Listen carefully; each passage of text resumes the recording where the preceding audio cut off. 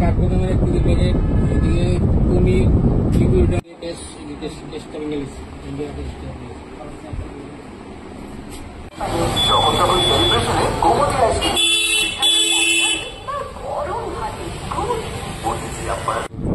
সকালে যখন আমি আইসি দোকানে আয়া দেখলাম তালা ভাঙা। তারপরে আমি পুলিশে ফোন করলাম, দরজা করলাম, দেখলাম দোকানের ক্যাশ ভাঙা, ক্যাশ ব্যাংক দেশের যা টাকা ছিল। তারপরে আমার একটা জমানো টাকা ছিল, এটার মধ্যে ওইটাও নিয়ে গেছে। এটার মধ্যে প্রায় 10-15,000 টাকা ছিল। দেশের মধ্যে আসলো 3-4,000 খুচরা টাকা নিয়ে গেছে। তারপরে এদিকে দামি দামি যে জিনিসগুলো আসলো এপ্রিটের 1 কেজি 500 প্রতিটি, 1 কেজি আপনার কাঠবাদাম, তারপরে কাজু বাদাম নিয়ে গেছে। মশলা লিকুইডের মেশিন, পনিরের ডিব্বা, মশলাপাতি যা আছে সব নিয়ে গেছে। কি মনে হয় আর সন্দেহ নেই? সন্দেহ বলতে আর কি কমু, সন্দেহ বলতে তো দোকানে তো কাস্টমার প্রচুর আগে, কারোর উপর আমি সন্দেহ করার মতো কিছু নেই।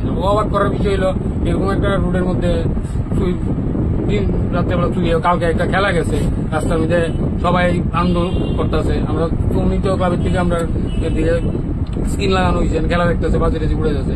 11:30টার সময় রাত্রে আমি তো দোকান থেকে বাড়িতে গেছি, আমার বাড়িও দোকানে উল্টা দিকে। এর মধ্যে যদি এরকম চুরি হয় এমন একটা জায়গার মধ্যে, এটি একটা ব্যাপার বিষয়।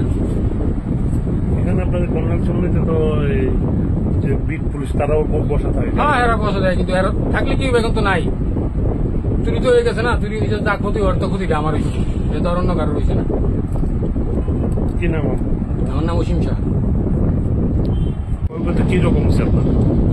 ধরেন আপনার সব মিলে এখন অব্দি আমি যা দেখতেছি আনুমানিক 40-50,000 টাকা জিনিস পেয়েছি।